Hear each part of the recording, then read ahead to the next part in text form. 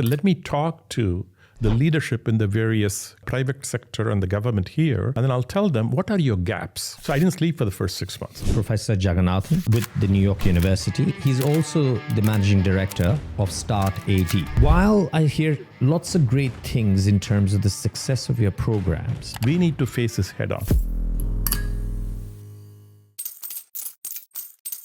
welcome to today's episode of Couchonomics with Arjun. And I actually have a very, very special episode with somebody who I've known for about 7 to 8 years.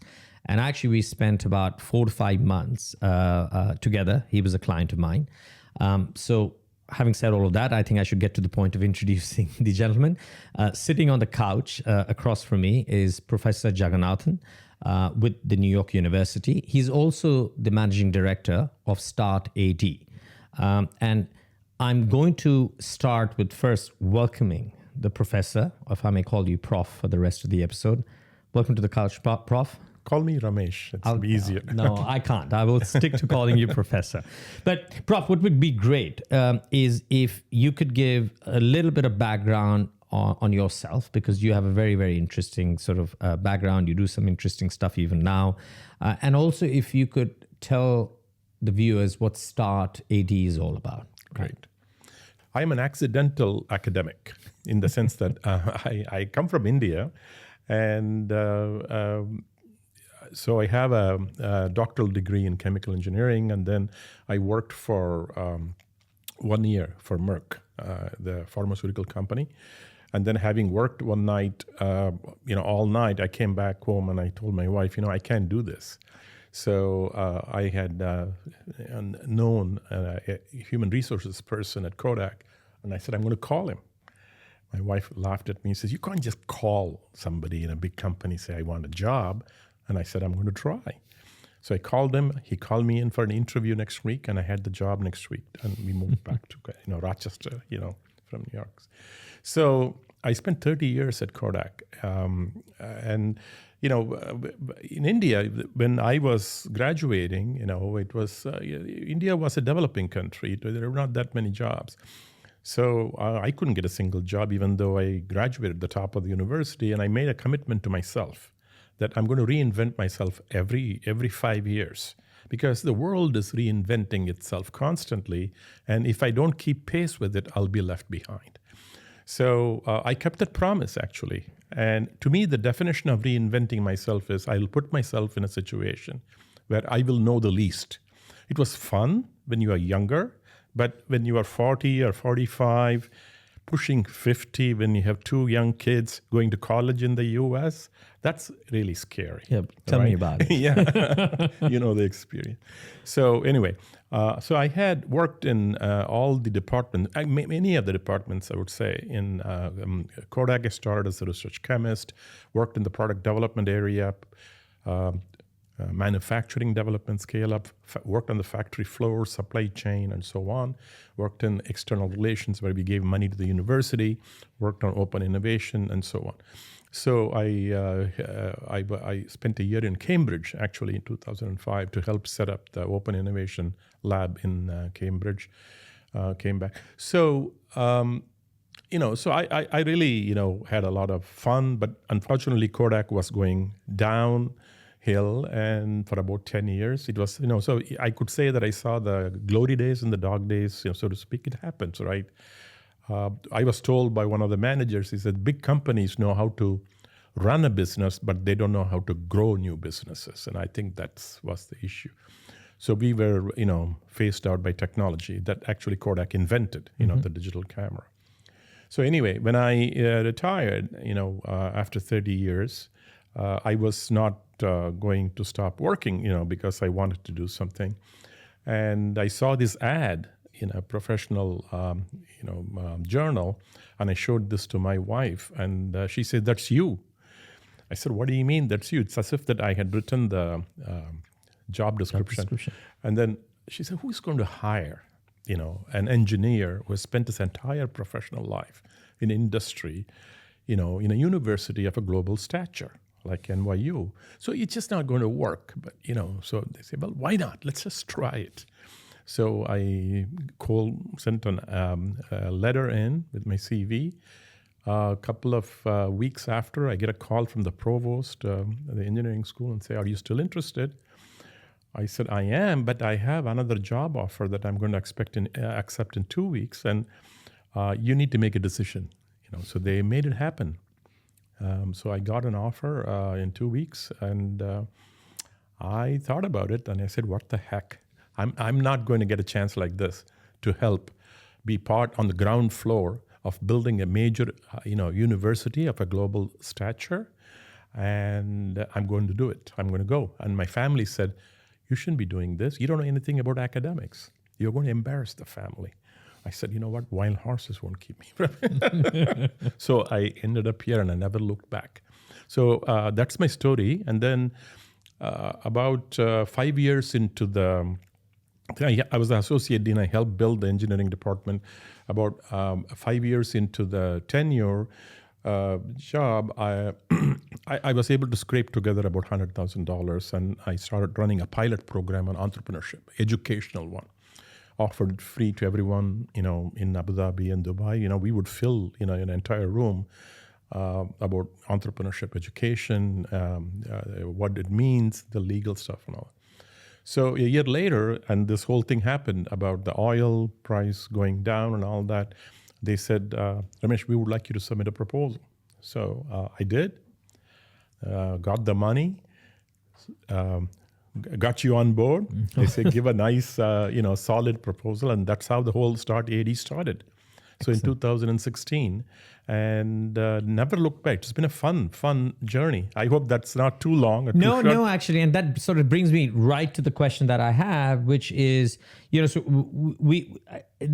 I speak for the team, and I think, I'm still in touch with the vast majority of the people who worked, and we were quite a big team working with you on a number of different pieces of the overall puzzle. I think everybody thoroughly enjoyed. All of you. I enjoyed your team enormously. No, I think we all did, and I think part of it was because I think a lot of people were learning, and I think typically if you put youngsters around an experience where it's successful at the end, but they come out learning from it too. So you actually get double benefits. And while we can argue that consultants learn all the time, I think certain engagements leave a lasting memory. And I can talk about myself. I still proudly go around telling everybody when StartAd's name comes up that I said I had a small role to play in it. Right? You had a significant role. And I'm always sort of happy to see StartAd advertising. And, obviously last week when you guys were running that course with Ripple, I was the first to sign up. I said, I must go there and not only just meet you, but actually to experience it. What I would love to know a little bit about, because there came a time that we sort of I went my own way. You obviously took on StartAd from the early days of inception, right? I paint a picture for us, Prof, in terms of what were some of the teething challenges with setting up something which was obviously funded by the government. Obviously, Tamkeen played an enormous role in making it happen. You were anchored into New York University. So, if I may call you a university-linked but externally facing entity. Talk about the initial days, about when the conceptualization took to inception. Thank you. That's a great question. I was very excited about it, because as I said, you don't get an opportunity to play a role, small it may be, in helping to build a nation, right? And that is really remarkable. It's historical, right? Also, it's not. When I looked at it, it's not just Abu Dhabi and the UAE. If you really look at Silicon Valley, it's a small footprint, right? And they dominated the world, and it was built around the transistor, right? And I did some research, and I said, how did this happen? A small place dominating the world, just wrapping around one invention. Obviously, that was a remarkable one. Is that they created a flow of talent, essentially from India and China. If I can give me a little freedom to exaggerate, I think Silicon Valley was built on the backs of, engineers from India and China, so to speak. India had a significant brain drain in the 70s, right? And then in China, there was a national policy to send the cream of the crop to the Silicon Valley. Small footprint, created a huge flow, right? There was a lot of investment talent and all that created the venture industry there. So I said, there's Stanford and the educational institution. So we have here Abu Dhabi, phenomenal leadership. Very impressive. I was asked to be the one of the 5 panel of experts to certify the Abu Dhabi's 2030 vision. So I sort of understood the nuts and bolts of what that was. And then I said, well, a lot of people said it's too small. I said, actually, the only remaining untapped market is the GCC, MENA and the African area. China is humming along. India is actually, VC money going into India is really remarkable. But this is really an opportunity that doesn't come along all the time, right? And I said, I think if we play our card right and if we strategize right, and I think, Abu Dhabi can become the go-to entrepreneurship platform for entry into what we call the frontier market, the GCC market. It's a very exciting time. Mm-hmm. So when I started, I said, okay, how do I do it? So John was great. John told me, you're going to get the money. You're going to start it, and it took us a little bit of time, but it happened. And when it happened, I was the only guy, right? I had the money, do StartAd. And he said, the good news is you got the money. The bad news is you got the money. You are under the microscope. Mm-hmm. We're going to look at you, right? Which is good. So I didn't sleep for the first 6 months. I only catch like 2 hours here, 2 hours there, and all that. So the way I looked, I only had myself and a trailing spouse of a faculty member who's actually a brilliant lawyer. So I told her, look, I can't give you a lot of money right now, but come with me. I'll guarantee one thing. You'll have the best job you ever had in terms of having experience, growth, and fun. She said, okay. And so the two of us started. When the money started, money was given to us. Within a month, we rolled out an entire program for the year. We had 52 events, a program every week for the next year planned and rolled out. We did that. Then I said, okay, it's fine. That's just an activity, right? So activities don't mean anything unless they add value. So I said, how am I going to, pull it together? So I'll talk about some of the challenges because UAE was just beginning to wake up in the entrepreneurial domain. At the time, I don't think they even had a bankruptcy law, right? So I am thinking that you have to bring a flow in, like in Silicon Valley, of the people from the world into here. Startups, time is money, right? They're not going to come here and spend 6 months, right? And product market fit misalignment is the major, failure root cause, right? Yeah. So we don't know anything about this market. It's very nascent. It doesn't have an angel platform, right? And each country in this market is very different. It's a pretty heterogeneous market. Mm-hmm. It's like Europe, right? Mm-hmm. In the US, you can make one product in New York and sell in California, but that's not the case here. So there's a lot of ifs around it. So I said what we are going to do is that we still have to de-risk the program. So I said what we are going to do is that we're going to run a very compressed program for 2 weeks to 4 weeks. It's very program intensive. We are going to offer the best of what we have learned from the Silicon Valley here. Then I said, we're going to be IP neutral. We're not going to take equity. So we will just say, you come here, we will de-risk it for you. And the price is you have an opportunity to enter the market here. So then in 4 weeks, no investor is going to come and invest in them, right? What do you do when you have money? You're going to stay there about a market that you have no idea what it is about. So I said, we will do something slightly different. So to enhance the product market alignment, I said, let me talk to the leadership in the various private sector and the government here, and then I'll tell them, what are your gaps in terms of your strategic roadmap? Mm-hmm. You tell us what problems you want to be addressed. We will source the best global startups that are actually working around that problem. We'll bring them together. We have a good selection criteria. And then we will embed you and the startups, in the program. We'll do it together for 4 weeks. It's going to cost you very little, right? It's actually like, small amount of money to do this. And we are not going to take any profit. We're just going to cover our costs. And at the end of it, if you do our job right, you would be able to, select 10, 15% of the startups and invest in them a pilot program, right? So they like that because we are doing all the heavy lifting.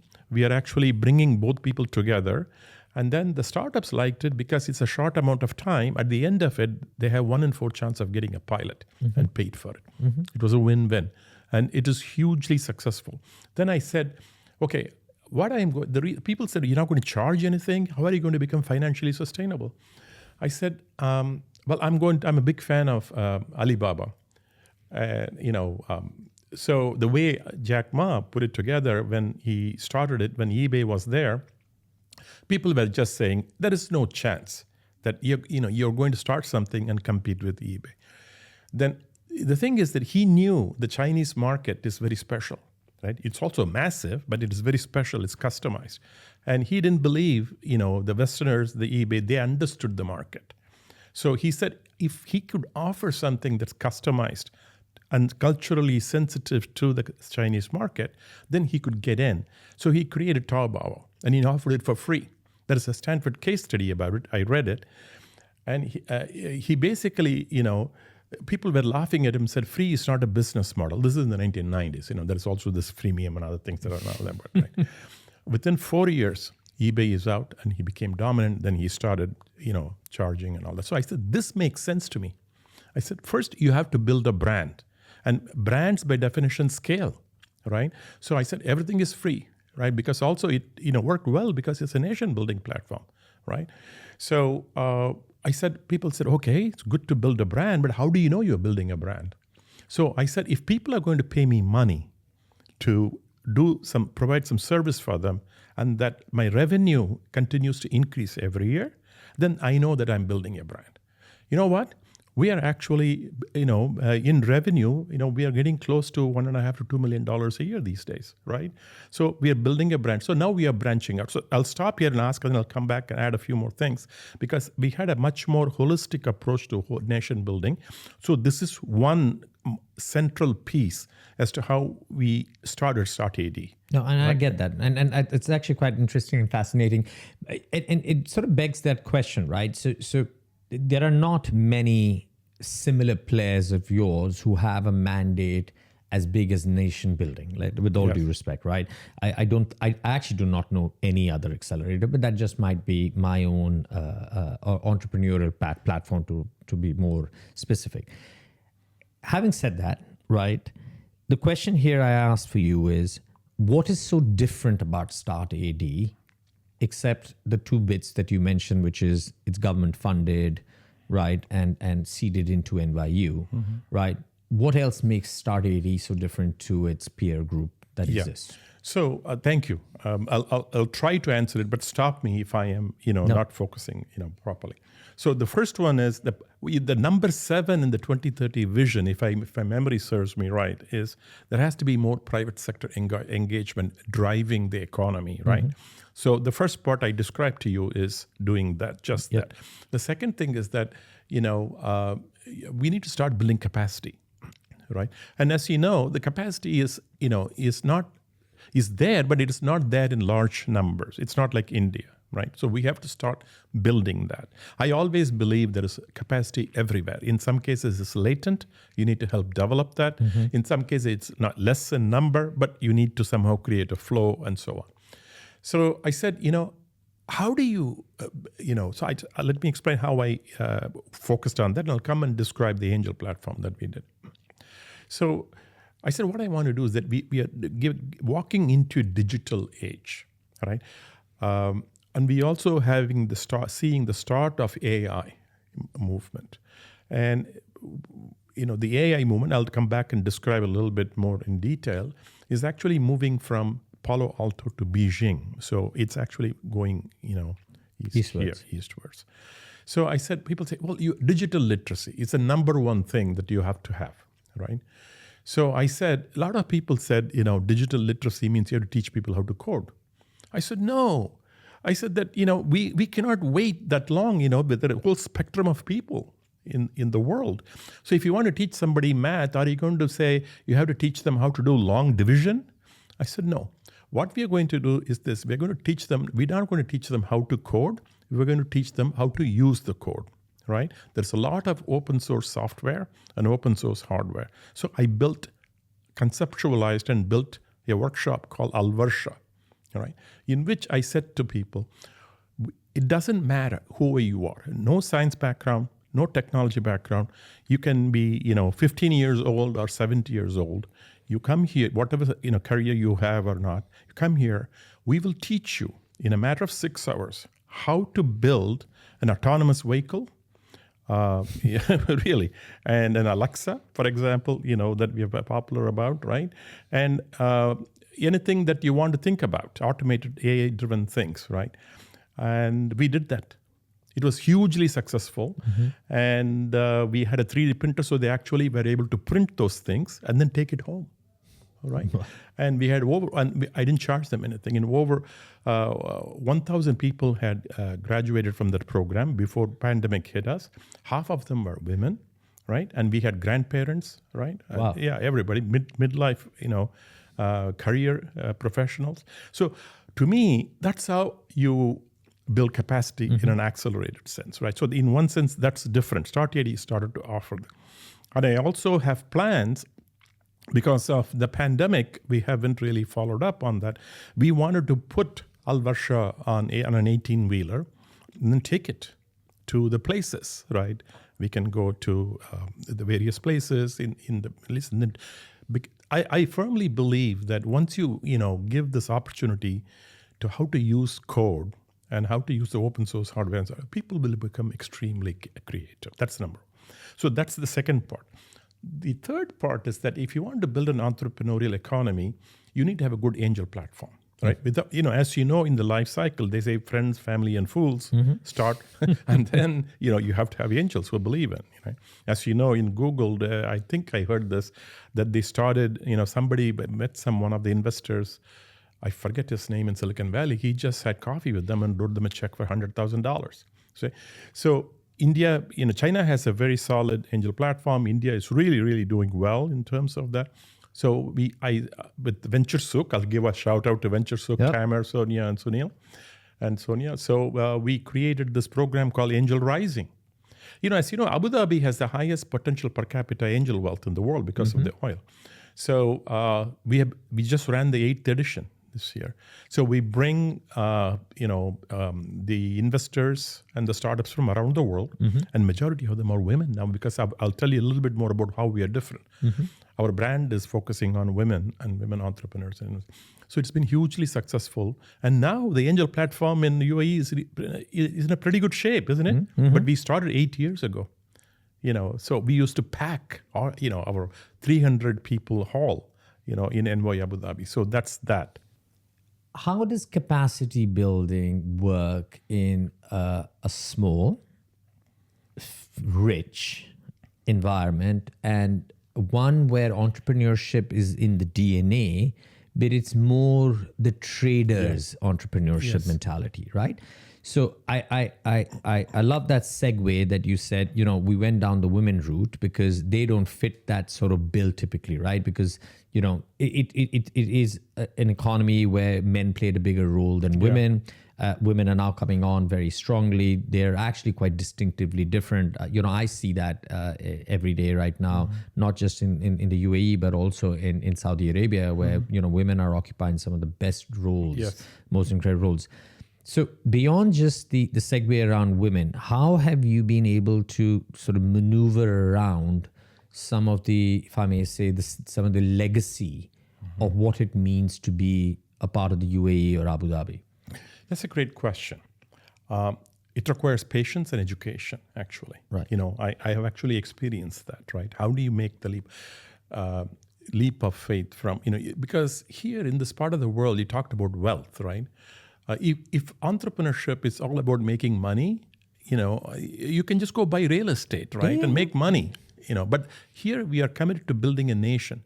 We are committed to investing in the citizens, right? It's not about making money. It's about building the country, right? So it's a totally different concept. The Abu Dhabi government leadership has been amazing in the sense that they had a holistic approach to the whole thing. They believe in creating a cultural hub, educational hub, right? And over a period of time, and the investment hub too, over a period of time, they have put those things in places. So it has, it has become getting easier. Yes, your question is very valid, right? How do you? So I think with Al-Varsha, that my whole philosophy is that if you get people to come in, right, and women especially, right, to come in and they start doing these things which they thought are not even possible. You build an autonomous vehicle, you build an Alexa, and you print it and you take it home, and they talk to each other and say, "Oh, we can do this." Yes, of course. You have to demystify. You have to democratize, the whole concept of the whole digital literacy, right? So that's one. I hope I answered the question there. No, I will. I'm going to come back to the women point, but I'll let you finish first. Okay, so this one, but I'm going to go to the women point. Yeah. So then I said, I come from India, right? So traditionally, I'll tell a story about my mother. I'll personalize it, so so that I'm not prescriptive, Okay. right? So when we were going to the circus one day. When in those days we had circus. So we went there and we saw this elephant, and with a leg attached by a rope to a peg on the ground. So I turned to my mother and I said, "This is silly. The elephant is so strong; it can just take one move. It can take the peg off and go away." She looked at me and he said, "It's because the elephant was told by the trainer and trained by the trainer that it cannot do that." Yeah, it's conditioned. And she said, it's the same thing about men. Women, they keep telling women they can't do this, they can't do this. And after a while, we start believing them. Right. Right? I think that's number one. And we need to break that cycle, right?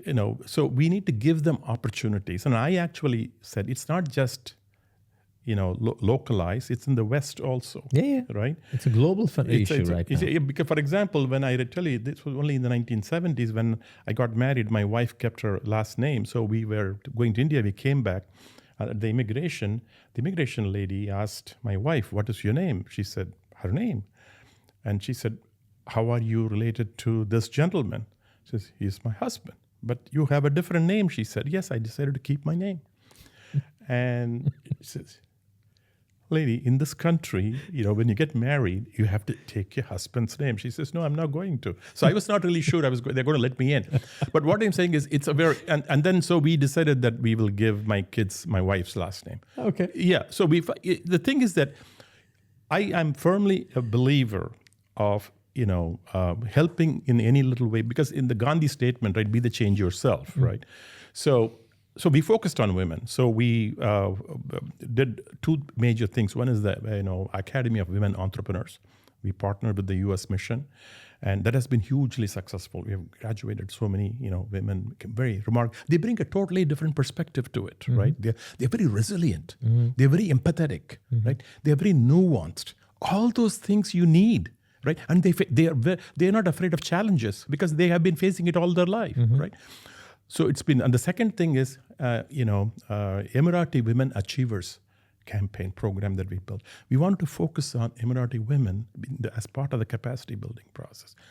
It has been hugely successful. We have done two programs, and we are actually going to create a collective network so that, it's very active, not passive, that, the women in this, country are able to connect with each other. Because, it's like you have teenage kids. When my kids were teenagers, I can't tell them anything to do. They only learn from their peers, right? They don't learn from. So it's very important to create a collective platform or a network where women can actually interact and share stories, right?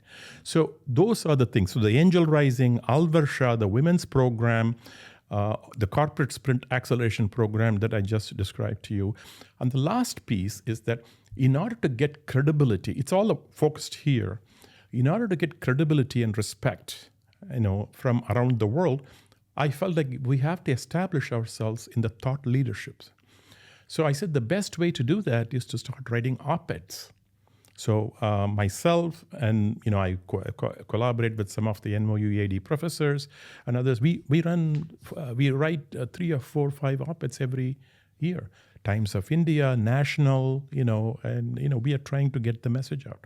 I'll stop. So these are some other things we do. It's exciting. No, it's very exciting. It's very exciting. I've got a question which is a continuity to what you've just said. But before that, let me come back to the women question because it's a question which worries me, and I'll tell you why it worries me for a number of reasons. I have two young daughters. Yeah. Right. And I grew up in a household with a very, very strong and successful mother who actually ran a very, very successful business till she decided to not do. And she's kept herself incredibly busy since then in the art world.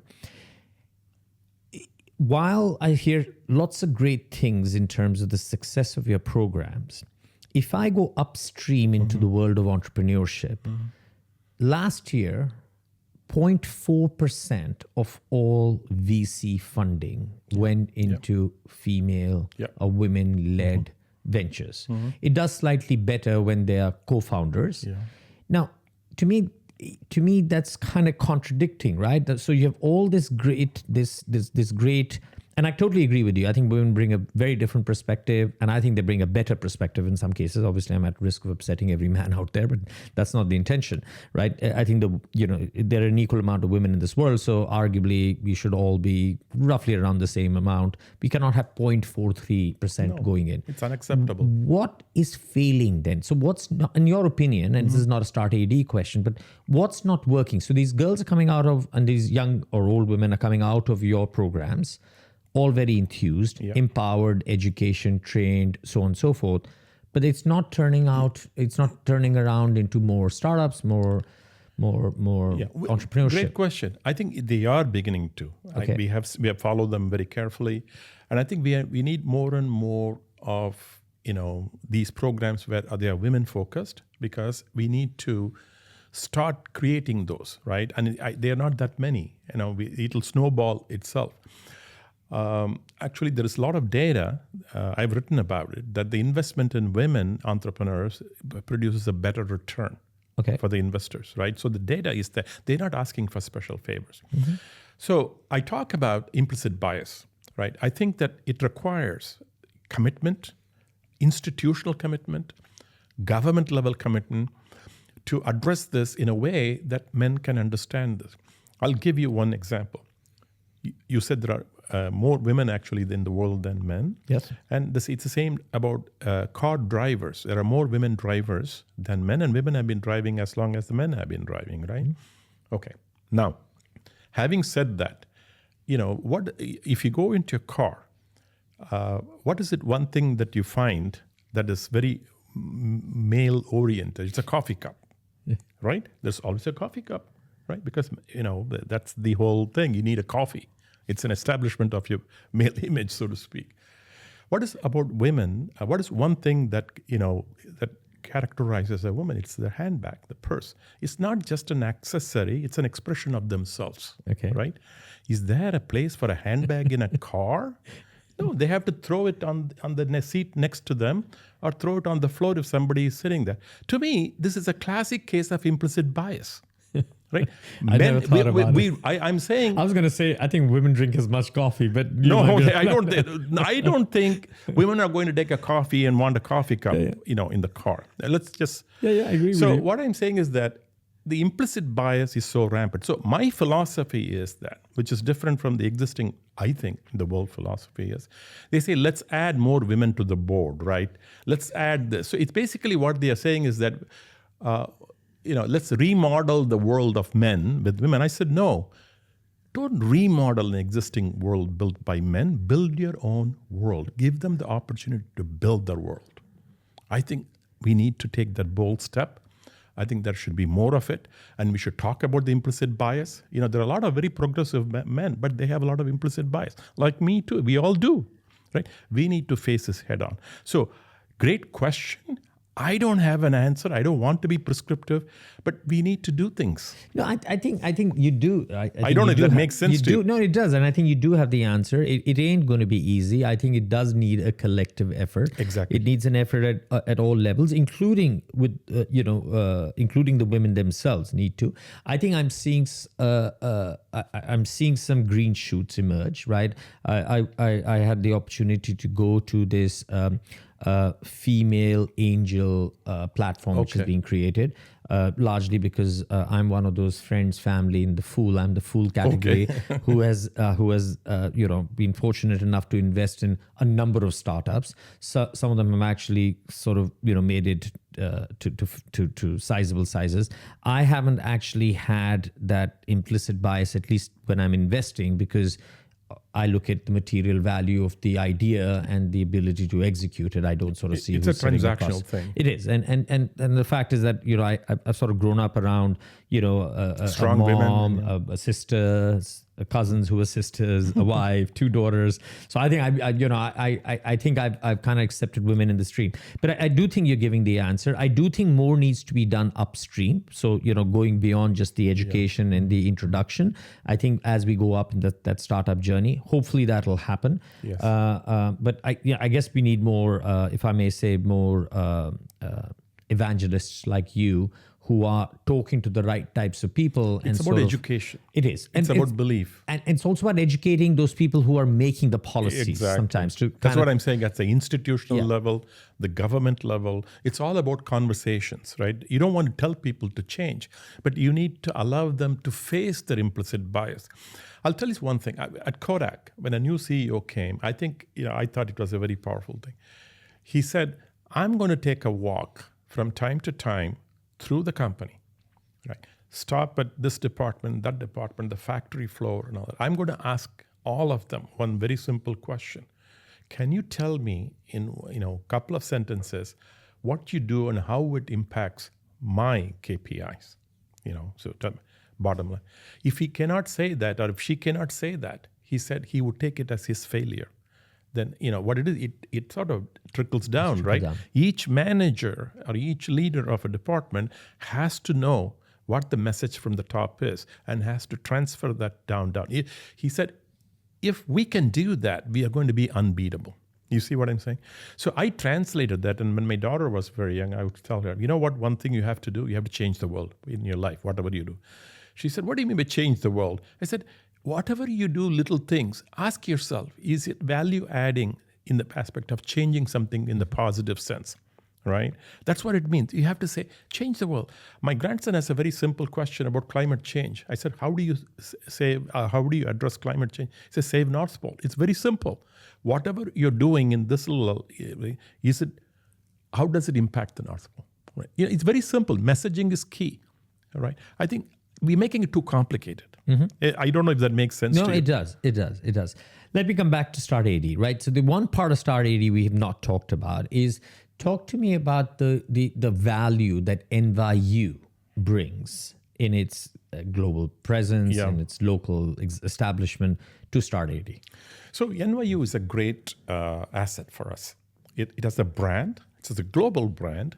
Like any big university has, and it's a liberal arts college, primarily, which I like. We have engineering, and now we have NYU AD Stern, because, in a connected, NYU Abu Dhabi was created by John Sexton, a very visionary president, to actually capture the concept of 21st century, which is the connectivity. Globalization is a connected world, right?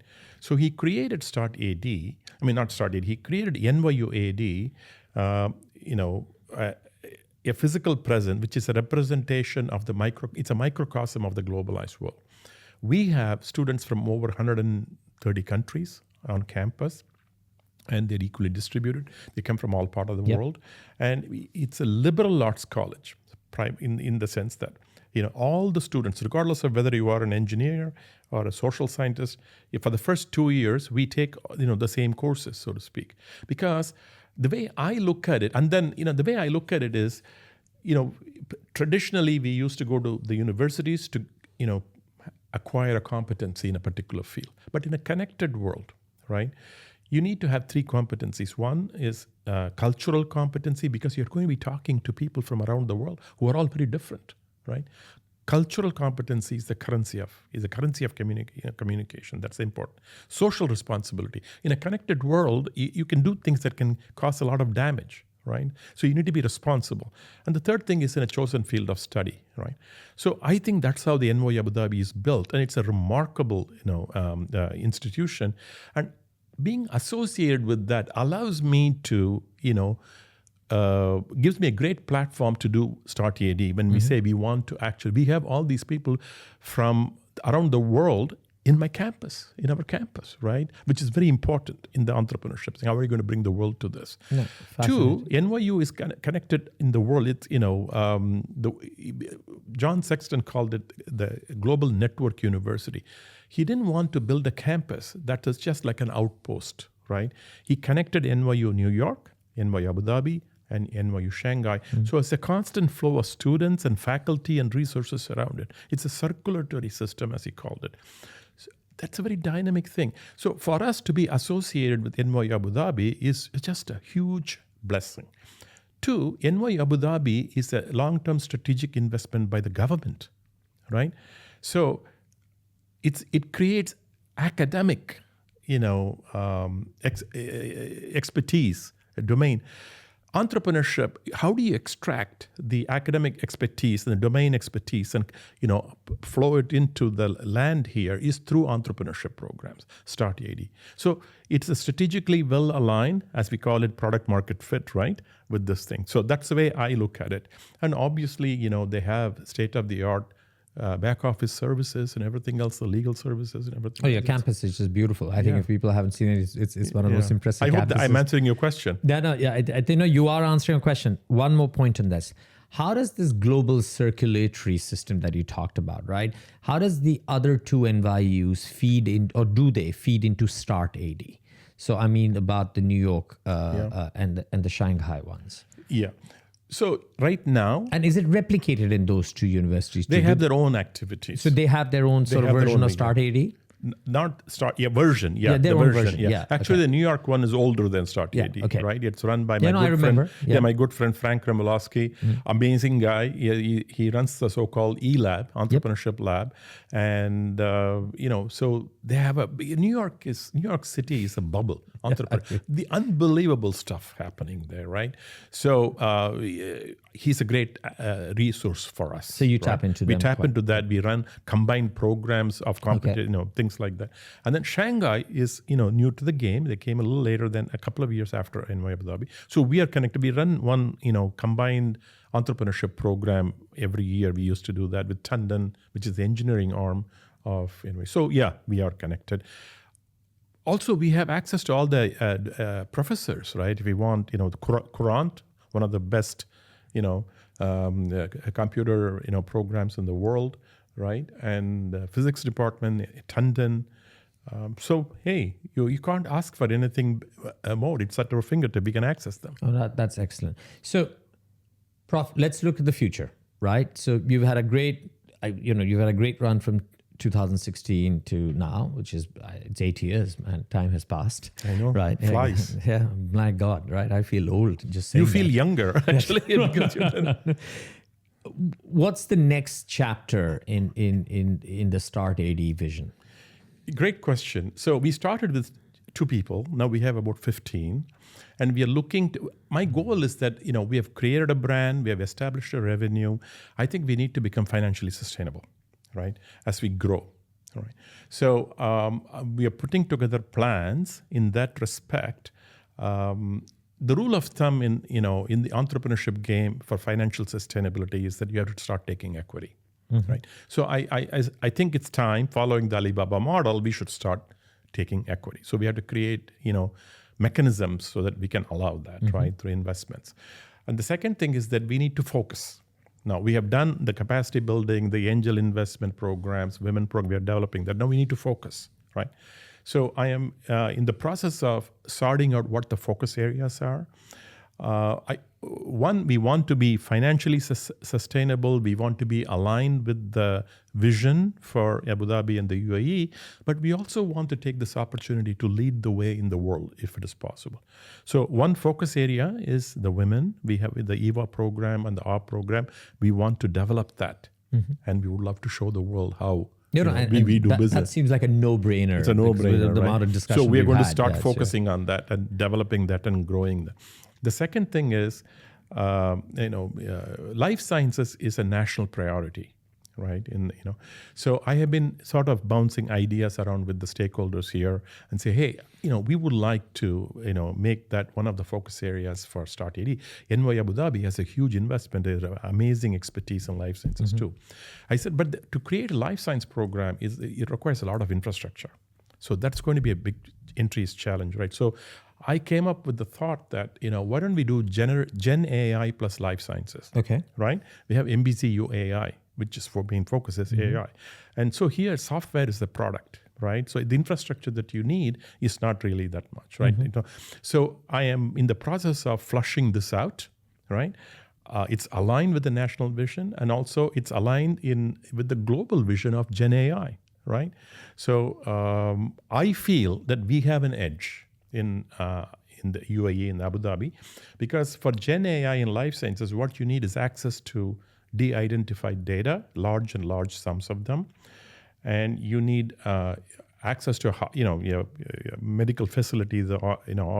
So like Mayo Clinic, for example, runs a very interesting program there, and you need educational programs, right, to actually teach people how to combine, because there are two disciplines, life sciences and Gen AI, right? And you obviously want investors, and also FDA regulatory agency is also learning how to do that. In the US, they're all in different places. It's a big country. Whereas here, we have StartAd. We know how to do these things, right? Even though we are not experts in life sciences, we know. We have huge StartAd. We have significant connections in the pharma, area in the world. We have Hub 71, right? A very dynamic Ahmad, the Sharod Ahmad Alwan, amazing CEO, new CEO, is right here. And DOH, right? We are working with DOH, so they have access to Malafi, the data access. We have MBZU AI, right? Their focus is AI. And we have Pure Health. We have, it's a significant. So all of them are in one place. We can talk to each other. Yep, that right? makes life so much easier. And we all are committed to building the nation, right? So I think if we can pull this off, it's going to be an amazing, experience. Anyway, that is answer you. So going forward, hey, it's your answer. I can't. I think it makes sense, and I think what you're saying very interestingly is that you are, and I think that is the right way. This whole connected attitude, right, which is about we should try and bring complementary parties together, align them to a common vision that just accelerates the goal, right, and then start hitting it out. I do have a question on that. I was going to end on that last question, but maybe this is the last one, but here's a challenging one. Okay. Across the region and the UAE, or across the UAE and the region, we are seeing a growth in terms of what let's call them capacity enablers, whether they are accelerators, incubators, venture studios, venture builders. Some of them are captive within the organizations. Some are linked to universities. Two-part question. One, do we do a good job as I say, I'm not part of that group, but do we do a good job in terms of connecting ourselves as a genre of players, right? And if not, I totally appreciate that we're all in the commercial business, and there could be an element that we're all competing with each other, or all these players are competing with each other. Should they be working closer together more than they do today? That's a great question. We are a small place, right, footprint-wise, and but it's packed with all these players. If I can say, I think we're still very fragmented, right? And I think that we need to find complementarity areas where we can all work together. Exactly. Right. We have to choose in our strategy projects where all these players can play together, which is very unique because it doesn't happen in other parts of the world, right? And it's a small. That's what I was describing, Gen AI plus life science. That's one example. Also, we have all these universities. I say that we have all this domain expertise. I don't think any of the universities here has a tech transfer office.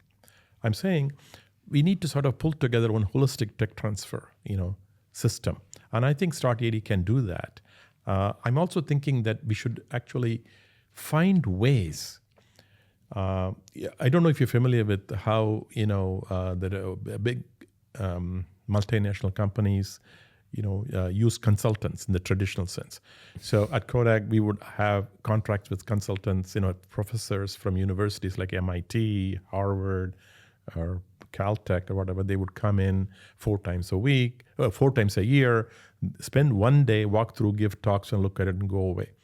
I think in one sense, it was helpful, but really the bottom line, it was not very, effective. Yep. Right. But look at it now. We can create a platform, a digital platform where we can actually, I'm using StartAd as an example, we can actually create a library, a digital library of all the domain expertise of all the faculty members who are here, right, in the ecosystem.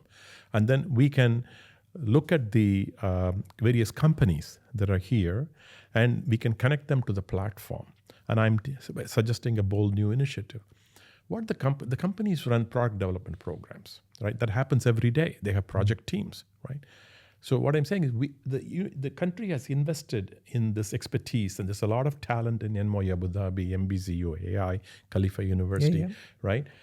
Why don't we, using this digital platform, we can manage the IP and the NDAs and all that easily.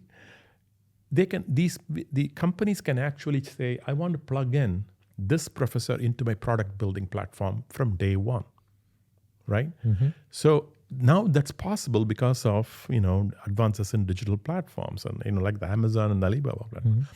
To me, it creates a dynamic flow of knowledge that exists in the country, in these universities, connecting them. So to me, that needs to be done. That's one of the, how do you address the fragmentation and silos? You connect that, right? Mm-hmm. And create initiatives, like I said, whatever initiative that you do. I think we need a entrepreneurship czar, so to speak. And that's what I was going to ask policy. you. So yes, policy is one, but who do you see taking that initiative, right? Is it going to come out of one of you who's going to basically step up and say, something, let me take this sort of moral high ground on this, right? Because all I see currently, and again, I don't see this as negative, but all I do see is a proliferation of players, right, who are very skillful. There's some amazing people in the private sector, either in the education sector or the otherwise, who are all engaged in this sort of venture building, venture studio space. But I don't see enough connectivity among them where it could be complementary, because not everybody has every domain skill, right? Or not everybody has every process skill.